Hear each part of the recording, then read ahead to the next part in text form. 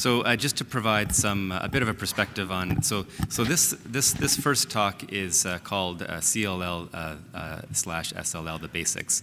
I think the organizing committee felt that it was important to start with some general and basic information about the clinical presentation, diagnosis, prognosis of the disease, and also charged me with maybe a little bit of a trap, which is to speak a little bit about drug access and drug funding in Canada and the process by which that happens. So I'll touch a little bit on that as well.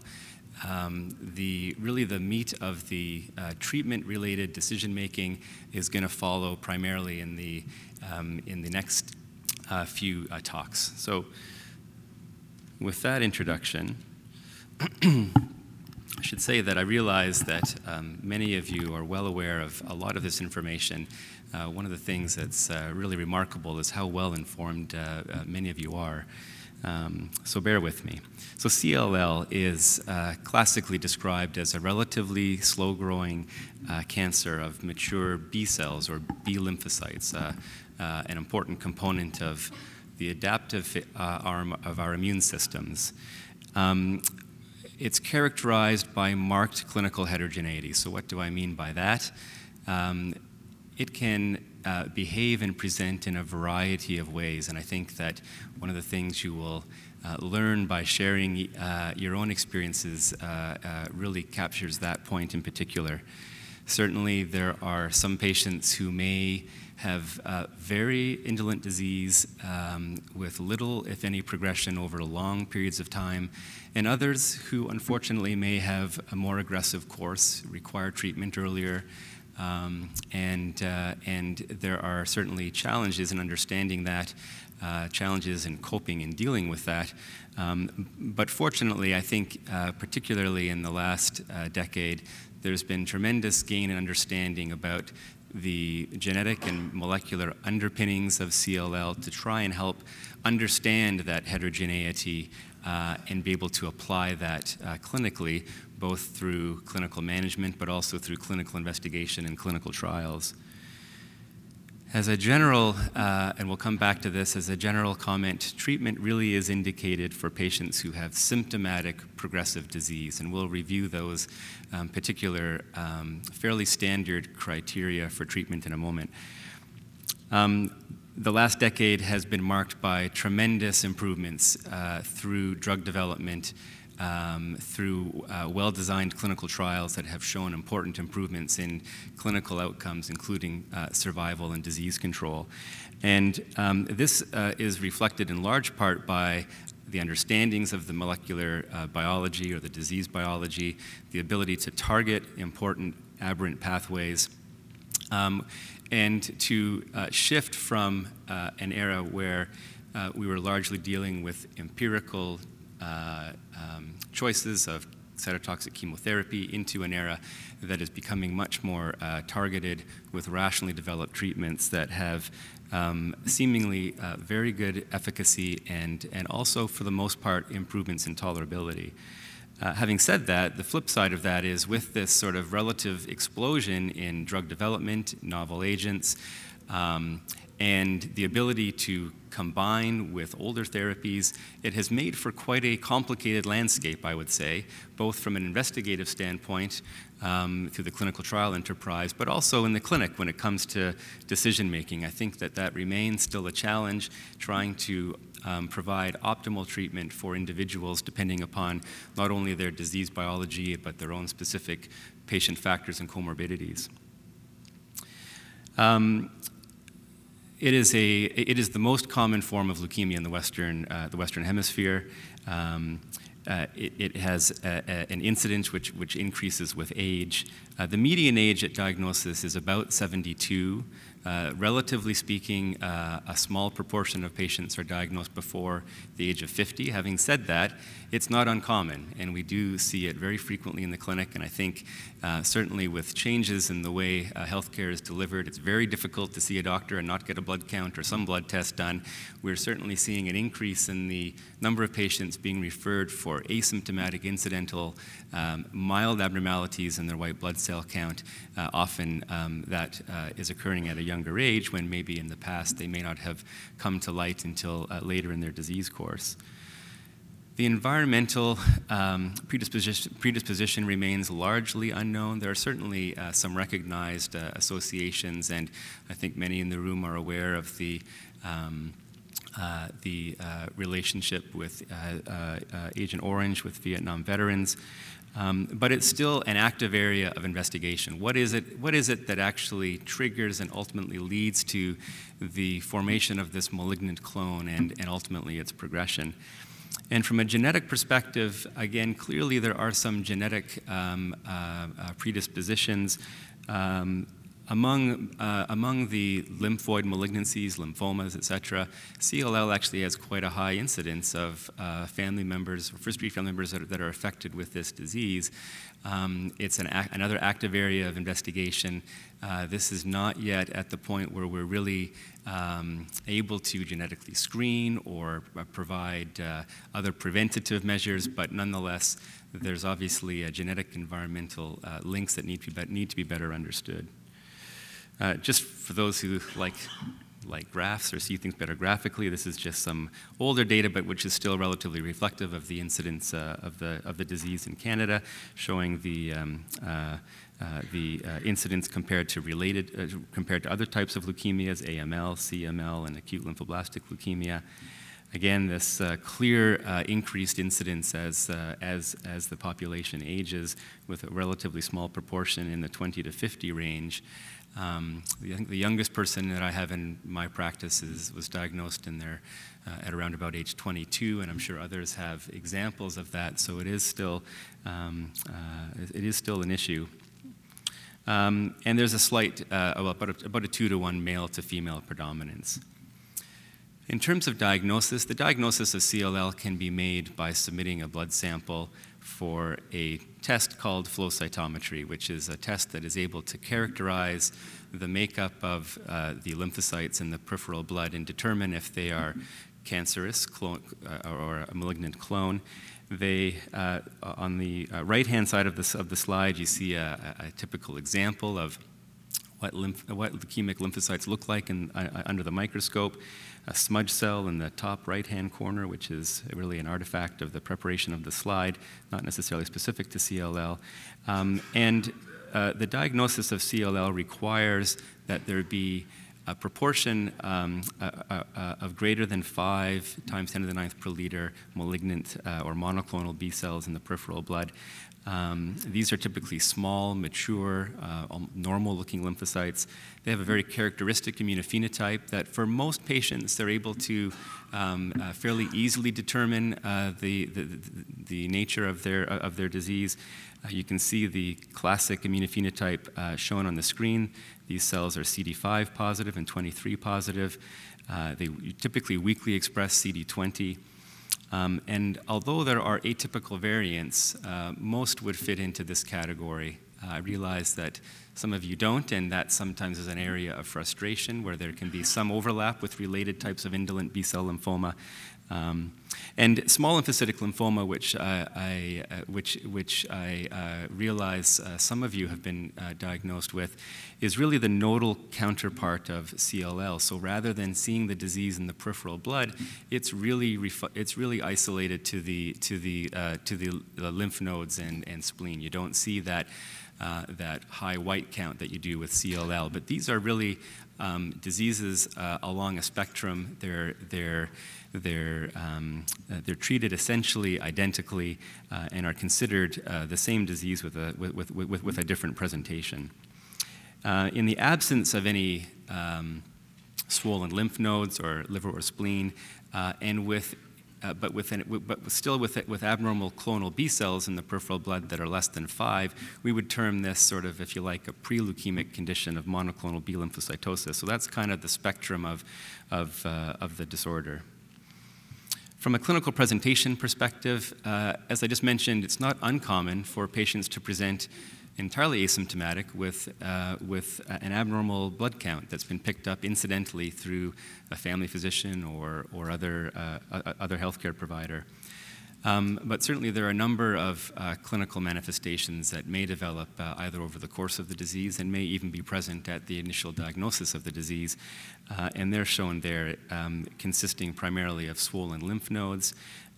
Sometimes they're asymptomatic, but other times they can be tender or uncomfortable, and as they grow can be somewhat compressive and uncomfortable. An enlargement in the liver and spleen is, again, quite common. Again, maybe asymptomatic, but at times as it becomes enlarged may lead to symptoms, abdominal symptoms, sometimes the sensation of feeling full quickly after eating relatively small amounts, something we call early satiety.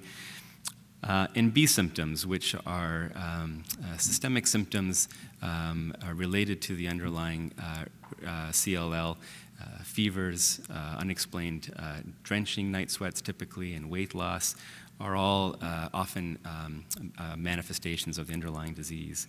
There can be symptoms related to the abnormalities in the healthy blood cells, sometimes related to a variety of factors, which we'll come back to in a later slide, anemia, sometimes which is a low red blood cell or hemoglobin level, low platelets, which is called thrombocytopenia, or even low healthy white blood cells, neutropenia, can be related to either marrow infiltration or other complications of the disease. I'm just going to run through a list of some common clinical complications or clinical issues that we have to at times deal with at various points along the trajectory. Certainly infections are a common problem, particularly in patients that require therapy or who have a higher disease burden or more advanced disease. The dysfunction of the immune system can be quite profound and multidimensional. So it may relate to impairments mediated through the leukemic clone in terms of cell-mediated immunity. By that I mean impairment of, for example, T cell functioning. Sometimes the antibody levels in the blood or the immunoglobulin levels can be low. That's called hypogammaglobulinemia. Neutropenia, as I've mentioned, can be a risk factor for infections, which is related to how low the neutrophil count is and for how long it's low. Splenectomy, which is not particularly commonly done, at least not in my practice, but if it's required, and sometimes it is, I would say probably most often in the setting of autoimmune complications related to the disease, that can be associated with some increased risk for particular bacterial infections. And certainly, as I've mentioned, in patients who have a more,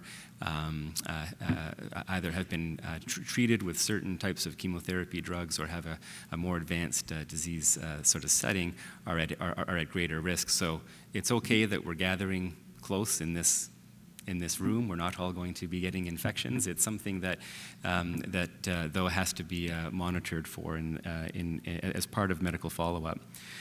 The spectrum of infections is related, as I mentioned, to a variety of patient and treatment-related risk factors. There are a number of, in particular, chemotherapeutic regimens and, again, hypogammaglobulinemia that can increase specific types of infections, often bacterial infections, as I mentioned, with the low immunoglobulin levels and splenectomy. And there are a variety of additional immune problems that can be related to specific chemotherapeutic agents. I've listed some examples there. Fludarabine is a commonly prescribed drug historically and can result in a low lymphocyte count and increased risk of specific viral and other opportunistic infections. Alemtuzumab or Campath is a particularly immunosuppressive monoclonal antibody that leads to quite profound depletion of B and T cells and can be related to all of the above noted infections, plus sometimes some other rarer and sometimes very serious infections. And rituximab, one of the things we have to keep an eye on is the risk of hepatitis B reactivation in patients with a prior infection, so we do need to monitor and be aware of that. It's important to think about how one might best prevent infections as a consequence, and certainly there are a variety of treatments that may be recommended depending upon the scenario. Certainly preventative health is very important, and vaccinations are encouraged. There certainly is, I would say, a paucity of information about exactly how effective they may be, but most vaccinations are felt to be safe and can provide important protection against infections. Certainly, we recommend annual influenza vaccination. We recommend vaccinations for pneumococcal infections. And the other point about vaccinations, which comes up commonly in the clinic, is just the issue of certain live virus vaccines, the most common one probably being the shingles vaccine. And in very general terms, live virus vaccinations are contraindicated in patients with malignancies, with CLL lymphomas, and certainly those who might be more profoundly immunosuppressed going through chemotherapy. And so that is one that we have to be cautious about and, generally speaking, may have to avoid. In certain situations, we do recommend prophylaxis. That's often in the setting of therapy, where there may be particularly high risks of specific infections, and so we will recommend antiviral or certain infections for a particular type of pneumonia called PJP. The other thing that at times comes up in the clinic is the potential to improve immunity passively by transfusing a blood product called IVIG. Certainly in Canada, there's quite a bit of IVIG that gets used for patients who are typically having recurrent or more severe infections, especially those that maybe are requiring repeated admissions to hospital for more serious or life-threatening infections, who also have documented low immunoglobulins. This is something that we are often find helpful in reducing the risk for infections. Historically, it's been given intravenously. That is something that is covered under the umbrella of Canadian Blood Services. More recently, there's been a move and an ability to provide the product subcutaneously through home administration, and we'll hear a little bit more about this later in the meeting. Certainly, the group in Winnipeg has moved this forward and has a lot of experience, I would say, with this product. We're just gaining some experience in our own institution, but it's a potential option to consider in patients who may require IVIG replacement and may be able to avoid monthly hospital visits or some of the infusional toxicities.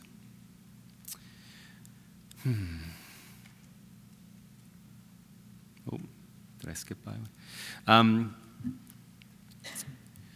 Sorry about that. So moving through additional, if you like, disease-related complications, Richter's transformation is the development of a more aggressive lymphoma in patients with CLL. It's very often what's called a large cell non-Hodgkin lymphoma, diffuse large B-cell lymphoma. Occasionally other histologies can be present, much more rarely. And it's usually clonally related to the underlying CLL. Commonly presents with a rapidly progressing mass, so not necessarily a more diffuse progression, but you often see in a more isolated spot a change in a rapidly growing mass, oftentimes with B symptoms that I mentioned earlier. Sometimes a blood test called the LDH may go up and be a nonspecific clue. The incidence, fortunately, isn't too high, but it certainly is high enough that we see it relatively regularly in the clinic, in the range of 5 to 10% of patients. It's certainly more common in patients who have more advanced disease with previous treatment and who have higher risk genetic abnormalities. Patients, for example, with this 17p deletion that you'll hear lots about, I'd imagine, over the next day. And it does require aggressive chemotherapy treatments, may require stem cell transplantation, and does have a relatively aggressive have a relatively aggressive course and poor outcomes. So it does require specifically designed therapy for it. I mentioned that commonly blood counts can drop, healthy blood counts can drop. There's a variety of reasons why that might happen that we go through in the clinic to try and understand why that might be, and they're listed there. As I've mentioned, sometimes the blood counts drop related to disease progression and an infiltration in the bone marrow that, so if you like, overtakes the marrow and doesn't allow the healthy cells to grow and proliferate normally. We'll talk in a minute about some of the autoimmune complications. This is where the immune system becomes a bit, if you like, dysfunctional and turns on itself and attacks and breaks down red blood cells or platelets, rarely neutrophils. Sometimes, particularly in patients that have had prior therapies, certain specific chemotherapy drugs can lead to a condition called myelodysplastic syndrome, which is a clonal myeloid problem of the bone marrow that can be challenging to deal with.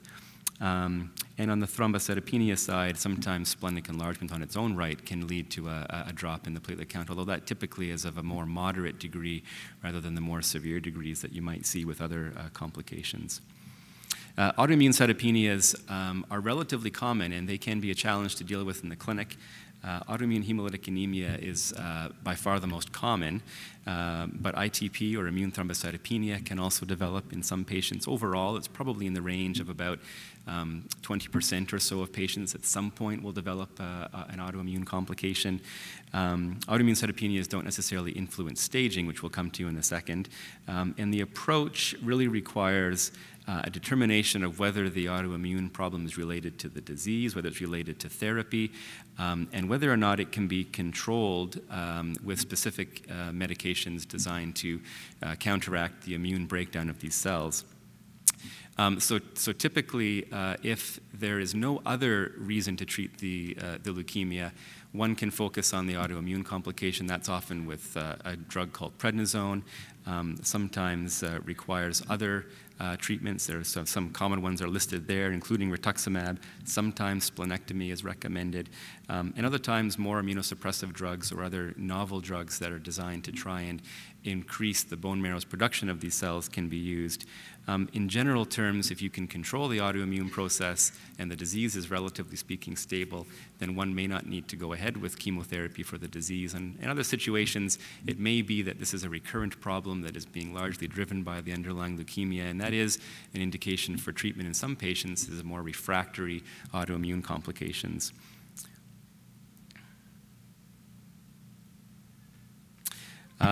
I won't talk too much about second cancers because there's a whole session dedicated to this tomorrow, but suffice it to say there does appear to be a slight increased risk of developing second malignancies in patients with CLL.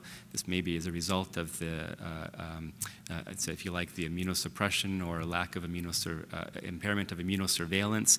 And there's sort of large population level data suggesting that this is indeed a problem. Really, I think the key clinical issues are to make sure that there's an awareness of this among healthcare providers that are involved in your care. Make sure that risk factors for other cancers, that screening procedures and preventive health procedures are strictly adhered to try and make sure that this is mitigated as early as possible. So we'll move into some developments in disease biology and prognostic factors. Again, I think the next few slides are really intended to be more introductory. There is going to be a lot of talk about both of these aspects of CLL over the course of the meeting, I'm sure. But just to introduce a couple of key points, I would say. Maybe just to start with the regular immune system and what normal B cells, how they develop and what their role is would be useful. And so B lymphocytes I see. missing some. So B lymphocytes undergo their differentiation and development in the bone marrow from a common stem cell or early lymphoid progenitor.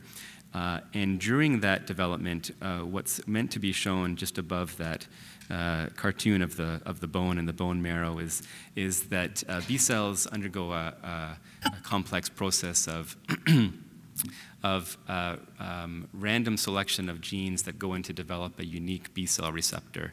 And so each B lymphocyte has its own surface immunoglobulin or B cell receptor, which is what is critically important in recognizing foreign substances. Typically, this has obviously been developed evolutionarily for the purposes of protecting us from infection. And the ends of the immunoglobulin, the B cell receptor, are sort of where the recognition part is occurring. And once they are circulating around in the blood and settle out in lymphoid regions like the lymph nodes, that is really where they will encounter antigen. For example, in the setting of infection, they'll undergo this process of so-called somatic hypermutation, where they're trying to develop the best fit for what they're attacking. And once they get that fit, then they expand and proliferate rapidly and eradicate the infection, and ultimately go on to develop immunological memory. And this is sort of, again, part of our so-called adaptive immune system, the part of the immune system that's able to learn to fight off new challenges. And it's unfortunate, but like any other cell in the body, these B cells can develop changes and mutations and ultimately evolve to the point where they have their own unregulated growth and development, and that ultimately is what cancer is. A couple of very key points about disease biology is this notion that the leukemic clone is protected within something called the microenvironment of lymphoid organs, the bone marrow and lymph glands, for example, in particular. They sort of commandeer normal cells and enable and foster their growth and development through a variety of mechanisms. They ultimately create a niche where they're able to grow, where they may be protected from chemotherapy drugs, where they are getting signals that keep them alive. They fail to die normally, something called apoptosis. They have dysregulated proliferation, increased proliferation. And ultimately, there's protection within the microenvironment. And a lot of the strategies that have led to such important advances in therapeutics have been with the recognition of some of the signaling pathways and some of the interactions that are going on in the microenvironment, interrupting that, trying to get the leukemia cells out of that niche and into areas where they may be more susceptible to killing with our medications. This is just another sort of diagram of this, just to suggest that, again, I think one of the important developments is this understanding that signaling through the B cell receptor is critically important for survival and growth of the leukemic cell clone. Signaling through that, as well as interactions with, again, other cells within the microenvironment, allow not only the CLL cells to home and be retained within these niches, but also to survive and proliferate protected. Again, this is something that will come up obviously regularly in this meeting because of the specific development of B cell receptor pathway inhibitors, most notably ibrutinib and adalimumab. But the B cell receptor and its activation and signaling is turned out to be very, very important in understanding disease biology and very important targets for drug development. Ibrutinib is the target for that is Bruton's tyrosine kinase, shown there as BTK. Adalimumab targets the PI3 kinase, and ultimately interruption of this signaling pathway is proven to be very, very effective in terms of treatment, as many of you are aware. Another key, if you like, pathway that's been exploited with recent developments in therapeutics is the apoptosis pathways, or those molecules that keep the cells alive. BCL2 being an important one, for which there's again drugs being developed to target that. Briefly about prognostic factors, there are a number of factors that have been associated with either improved or poorer outcomes in terms of not only how quickly the disease may progress in terms of requiring treatment, how quickly it may relapse after treatment is given, and in terms of the overall survival of patients with CLL. Some traditional risk factors include clinical parameters, things like the disease stage, patient age, have been long known to be important prognostic factors for a variety of reasons. And more recently, there's been a number of newer prognostic, I say newer in quotations. I mean, some of these have been around now for the better part of the last 15 or more years, but certainly the mutational status of the so-called immunoglobulin heavy chain gene, so that area of the B-cell receptor, which I mentioned earlier on, undergoes the somatic hypermutation. That status tends to, or does have prognostic information, whether you have an unmutated or mutated gene. Beta-2 microglobulin, which has been carefully looked at as a prognostic marker at the MD Anderson. CD38 is something that's routinely available through flow cytometry, and then a very important test called interphase FISH cytogenetics, of which there are some more favorable abnormalities, the so-called deletion of chromosome 13, the long arm, or worse prognosis abnormalities, that's the 11q and the 17p deletion. And these all have shown independent prognostic properties and can be used to assist in planning treatment and potentially determining optimal therapy.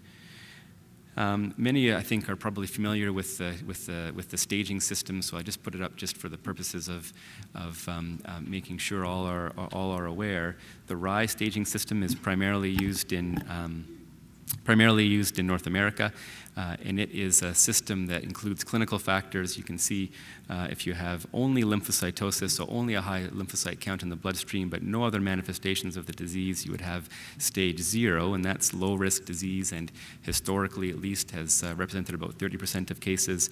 The green is the intermediate risk category, which includes either swollen lymph glands and or swollen liver or spleen, and if there's a drop in the red blood cell count or platelet count below the numbers that are seen there, then you can have more high-risk disease by staging criteria, stage 3 or 4. Over in Europe, it's the Binet system that's been more commonly used, similar in principle, but slightly different in terms of the specific criteria. It focuses on lymph node areas and then the anemia and thrombocytopenia shown earlier. And on the far right of the graph, you see, at least back when these were developed, what the outcomes were in patients who had low risk, intermediate risk, or high risk disease. I think it's probably fair to say that these numbers don't apply now. This was back in an era where there was pretty much just sort of alkylator-based chemotherapy drugs. This is before many of the advances in chemotherapy and targeted therapies existed. So certainly, I think it's reasonable to say that outcomes have improved. There's a sort of a characteristic, as I've mentioned, FISH panel, this test called fluorescence in situ hybridization, where you're actually probing for specific deletions of chromosomes which contain important, in some cases, important tumor suppressor or other abnormalities. And the characteristic curves related to patients who have one or other of these abnormalities, with the 17p deletion being a notoriously high-risk situation, one that's associated with relatively poor outcomes, and others that have a more favorable outcome. More just for information or to be familiar, there certainly are a number of evolving understandings of the molecular basis for the disease and prognosis that include mutations that are not going to be picked up by FISH. I would say that largely these are not yet sort of in routine clinical practice, but the point is that the understandings of these of patient prognosis is continuing to grow rapidly. These types of mutations are now being incorporated into prospective clinical trials to better understand the significance of them and better understand the therapeutic implications of them. In terms of initial workup, I think, again, this is fairly straightforward. I mean, patients need a full history, physical, and they need to confirm the diagnosis with this test called flow cytometry. It is interesting how many referrals you get in with a diagnosis of CLL that haven't actually had formal testing done, and information already being given to patients before they've had a formal diagnosis made. And the truth is there sometimes are other related types of lymphomas or diseases that need to be excluded or evaluated for. Prognostic marker testing, I think, is an important issue. Certainly the availability or the utility of some of the markers that I've mentioned in clinical practice have to be carefully looked at. Certainly we would, at the JCC, have availability to have interphase FISH testing done. Clearly, there's value from a patient perspective in many cases to what these results might be. From the clinical perspective, generally speaking, it's useful to have that test done prior to beginning therapy at least. There are others that aren't as accessible for us, at least in Ontario. We can't routinely get the mutational status testing done. ZAP70 is a test that, although seems to have quite powerful prognostic properties, has been difficult to roll out into routine clinical practice because the assay to test for it has been difficult to become reproducible. But it's also not done routinely. CT scanning is really not required at diagnosis in most cases, and CT surveillance is also, generally speaking, discouraged. And bone marrow aspirate and biopsy is, generally speaking, not required in most cases at diagnosis either, unless there's a need to understand abnormal blood counts and whether there may be other factors contributing to it. But it certainly isn't required to make the diagnosis of CLL. And we don't do it at baseline to better define the prognostic property of the marrow infiltrate. There's very standardized criteria called the Hallock criteria. You might meet him later on today, that have been developed and have been widely adopted in terms of when therapy is required. So again, there isn't any improvement in important clinical outcomes by treating patients until there are symptoms that develop. And the symptoms that are widely regarded as reasonable indications for therapy are listed there. Certainly if there are tender or uncomfortable nodes, enlarging symptomatic spleen, size of the spleen, if the blood counts are falling to low levels and symptoms related to that develop, these constitutional symptoms of fatigue and B symptoms, and as I mentioned earlier, poorly controlled autoimmune complications are all fairly common indications for therapy. This concept of the lymphocyte doubling time in patients who have a very short doubling time, less than 6 months to a year, that is also potentially an indication for therapy and has been adopted in clinical trial related criteria. However, has to be, I think, put into context. So really the idea here is we're faced with a scenario where things are rapidly progressive. It's pretty clear there's going to be problems that are on the horizon. Is there a need to really wait for something bad or some complication to happen? Maybe it's just time to get on and deal with the disease. Clearly there can be other things that might cause the white blood cell counts to fluctuate up and down that have to be evaluated first, whether it be infection or other sorts of complications. So I would consider that, if you like, a little bit of a looser indication for treatment. And there isn't really any magic number necessarily by which treatment is required, and it's not uncommon for me to get patients who have been told when their white count hits 100, it's time for chemotherapy, and that really isn't the case. It's these other clinical manifestations that are going to dictate the need for therapy, and certainly in the absence of that, there's the potential that the white count could get up to much higher levels and safely continue with clinical observation in many cases.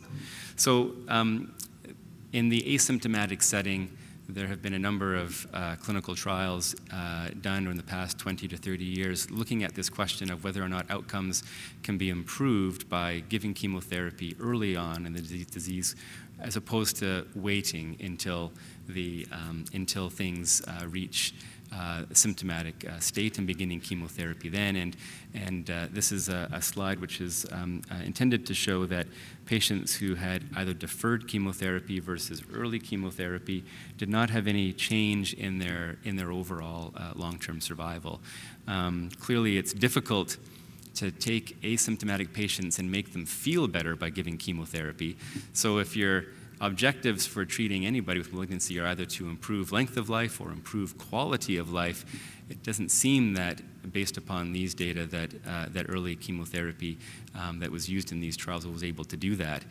These studies are all quite old. It is a reasonable question in the era now of understanding this heterogeneity, being able to identify higher risk patients who might be destined for a poorer outcome, who might have a disease biology that can lead to more problematic mutations down the road, as to whether or not some of these trials might be worthwhile repeating with more effective treatments.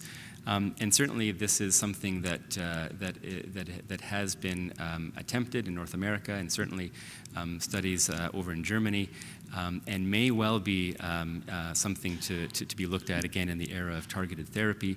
But as it stands in 2015, right now, regardless of the clinical or genetic factors, the standard of care remains the dreaded watchful waiting, which is a term that I know many of you can't stand, and it is a difficult time to be diagnosed with a malignancy and be told that we're not going to do anything about it except watch and wait until something bad happens, and that is certainly a challenge in the clinic. Coping with that uncertainty, coping with this issue of how do you apply average outcomes to what's going to happen to me, and this question that comes up: well, what should I do? What should I do during this time? How can I prevent something bad from happening?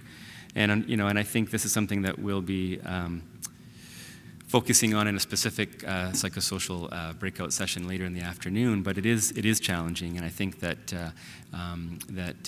really there has to be an individualized approach in terms of trying to obviously maximize and take the opportunity to optimize your health through lifestyle modifications, which can be very important.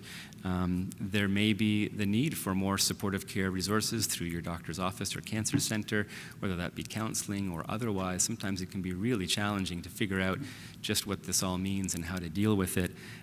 Clearly, it's important to not just to forget about other aspects of your health and regular follow-up with the family doctor. To deal with these other preventative and important other health measures is important. And I won't get into the issue of complementary alternative health products, but obviously that's another area that requires careful discussion, I think, with the practitioner. Is that right? I only have 1 minute? I apologize. Oh, okay. We'll try to, as I mentioned earlier, I won't spend too much time focusing on treatment. That'll be left for other talks. But just in very general terms, the management of untreated CLL has evolved recently, and I think that's evolved largely through clinical trials that have demonstrated the benefit of rituximab or monoclonal antibody therapeutic regimens pioneered through the MD Anderson and confirmed in large clinical trials, particularly through the German CLL study group, and this concept that clinical trials have often not been reflective of the general population of CLL patients, have often focused on patients who are much younger and much fitter than a lot of CLL patients may be, with average or median ages of the patients on studies often in the 50s or early 60s as opposed to the early 70s, like we know the disease is in general practice. And this idea, this understanding that some of the more aggressive therapies like FCR may not be as well tolerated or as beneficial in populations like that, and this move to specifically investigating those populations in randomized trials directly. So that's been, I think, an important shift. and one that you'll hear a little bit more about as well. And clearly in the management of relapsed refractory disease, there really is the beginning of a paradigm shift with the development and more mature clinical data of in particular B-cell receptor pathway inhibitors like ibrutinib and idelalisib, and the impact that they are going to have on the disease. So I'll just finish up with a couple of slides as asked around this somewhat thorny issue of drug access. I think, you know, in previous meetings, there has been a lot of discussion and to be honest, quite reasonable anger and worry around this process of getting access to medications in a timely way, and about perhaps even differential access to medications based upon provincial funding criteria. So in Canada, healthcare is ultimately delivered by the provinces and provincial budgets, and they have, they have their own criteria for which they have gone ahead and approved certain medications and regimens, and that hasn't necessarily been transparent or consistent across the country. So the Pan-Canadian Oncology Drug Review process, which has been in place now for a few years, was really an attempt to provide a more transparent, rigorous, if you like, evidence-based cancer drug review process. It's designed really to bring in multiple issues to the drug review process, including clinical data, but also including things around economic evaluation, and I think very importantly, patient perspectives. And so patient advocacy is included in this process, and I know that Deborah probably has sent out a number of surveys to members of the CLL PEG seeking input for various submissions that have gone through the PCODER process. Ultimately, this process has a clinical guidance panel, an economic guidance panel, and as mentioned, a patient advocacy input. And the clinical guidance panel is really reviewing the submitted clinical trial evidence. And to be totally honest, positive funding decisions have been largely influenced by large landmark randomized controlled trials. So you can't overstate the importance of ongoing, well-designed clinical research to be able to move the process forward in a publicly funded system.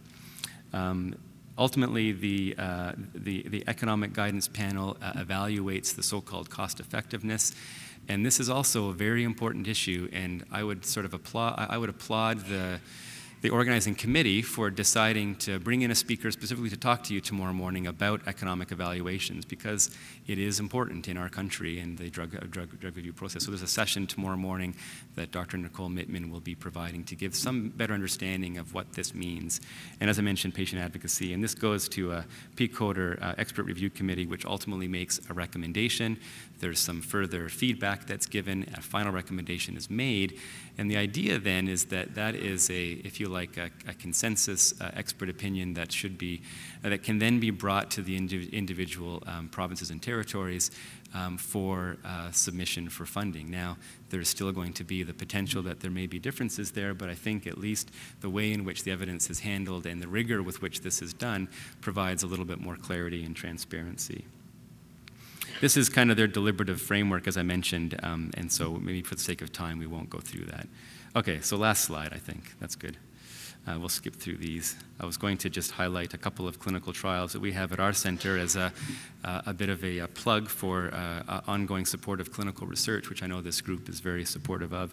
So in summary, so CLL is really a clinically and biologically heterogeneous disease, but our current understanding of disease biology and patient factors, disease and patient factors, has resulted in major advancements in drug development and improved patient outcomes. The standard for early-stage asymptomatic disease remains clinical surveillance. Chemotherapy at this point is not recommended. Whether or not that changes in the years to come will be dictated by the results of appropriately designed clinical trials. As I've mentioned, treatment is indicated when symptomatic disease progression occurs, and we'll have a lot of the discussion subsequent to this talk will be aimed at getting that understanding and the perspectives of the US, Canada, and Europe as far as decision-making is concerned.